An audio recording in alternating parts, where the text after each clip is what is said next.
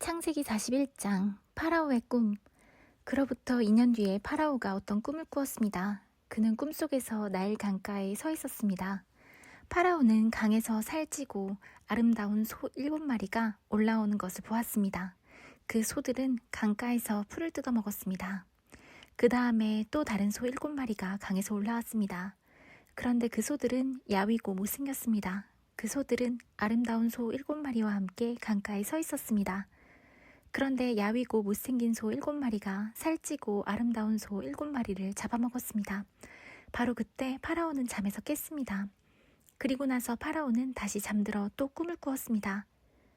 파라오는 꿈속에서 잘 자라고 토실토실한 이삭 7개가 한 가지에 난 것을 보았습니다.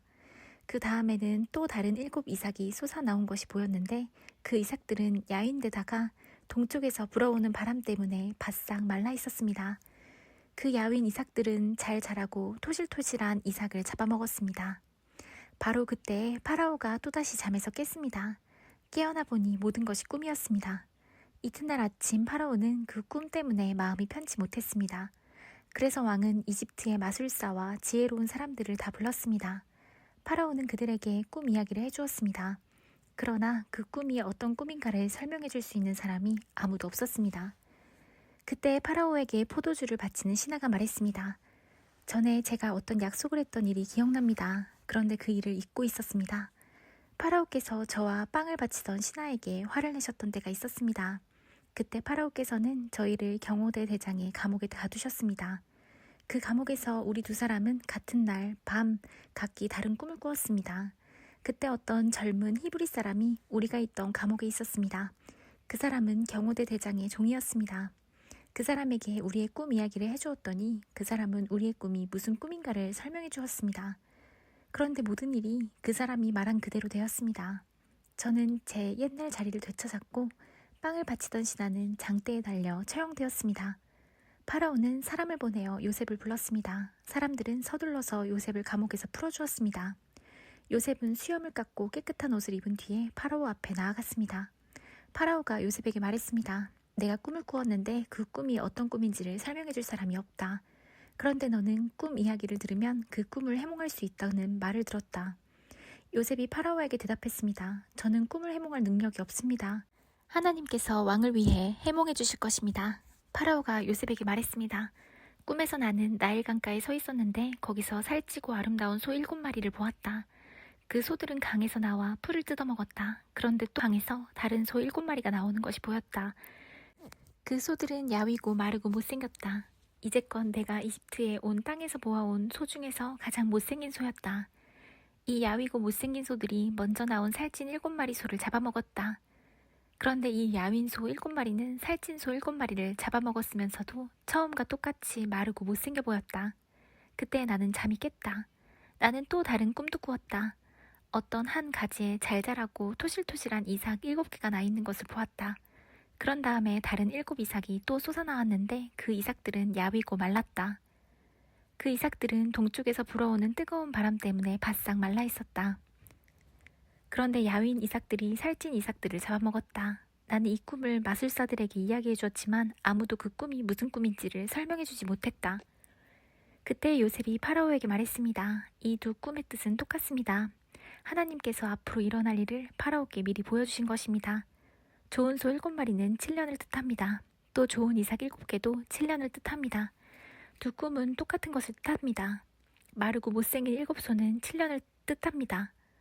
또 동쪽에서 불어오는 뜨거운 바람에 바싹 마른 7 이삭도 7년 동안 가뭄이 있을 것을 뜻합니다. 이 일은 제가 말씀드린 대로 일어날 것입니다. 하나님께서는 앞으로 일어날 일을 파라오께 미리 보여주셨습니다. 이집트에 온 땅에는 7년 동안 큰 풍년이 될 것입니다. 그러나 그 7년이 지나면 7년 동안 가뭄이 될 것입니다. 모든 이집트 땅에 언제 풍년이 든 적이 있었나 싶을 만큼 큰 가뭄이 될 것입니다. 가뭄이 온 땅을 뒤덮을 것입니다. 심지어 백성들이 풍년이라는 것이 무엇인지를 기억할 수 없을 만큼 가뭄이 심해질 것입니다.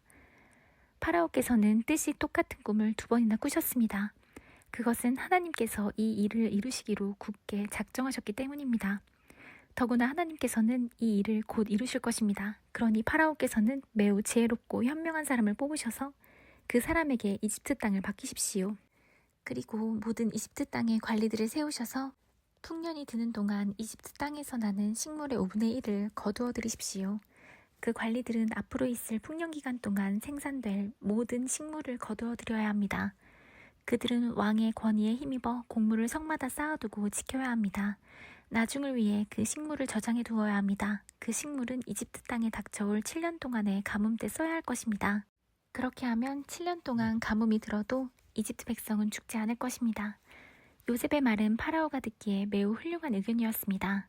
파라오의 모든 신하들도 같은 생각이었습니다. 그래서 파라오는 신하들에게 요셉보다 이 일을 더 잘할 사람이 어디에 있겠느냐, 이 사람에게는 정말로 하나님의 영이 있도다 하고 말했습니다. 파라오가 요셉에게 말했습니다. 하나님께서 이 모든 일을 그대에게 보여주셨다. 그대만큼 지혜롭고 현명한 사람은 없다. 나는 내 왕궁을 그대에게 맡긴다. 모든 백성들이 그대에게 복종할 것이다. 그대보다 높은 사람은 나밖에 없도다. 파라오가 또 요셉에게 말했습니다. 자, 내가 그대에게 모든 이집트 땅을 맡긴다. 그리고 자기 손가락에서 왕의 도장이 찍힌 반지를 빼서 요셉의 손가락에 끼워주었습니다. 그리고 요셉에게 고운 세마포 옷도 주었습니다. 그리고 요셉의 목에 금목걸이를 걸어주었습니다. 파라오가 요셉을 자기 수레 다음으로 좋은 수레에 태우니 사람들이 요셉이 탄 수레 앞에서 무릎을 꿇어라 하고 외쳤습니다. 이렇게 하여 파라오는 요셉에게 이집트의 모든 일을 맡겼습니다. 파라오가 요셉에게 말했습니다. 나는 파라오다. 이제는 모든 이집트 땅의 누구라도 그대의 허락 없이는 손과 발이라도 함부로 움직이지 못한다.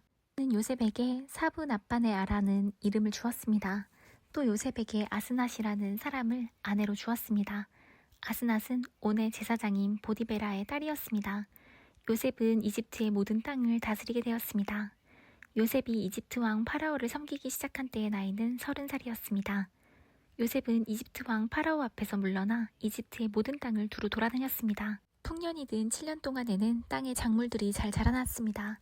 요셉은 풍년이 든 7년 동안에 이집트에서 자라난 모든 식물을 거두어 들였습니다. 요셉은 그 식물을 각 성에 쌓아두었습니다. 요셉은 모든 성마다 그 성 근처의 밭에서 자라난 식물을 쌓아두었습니다.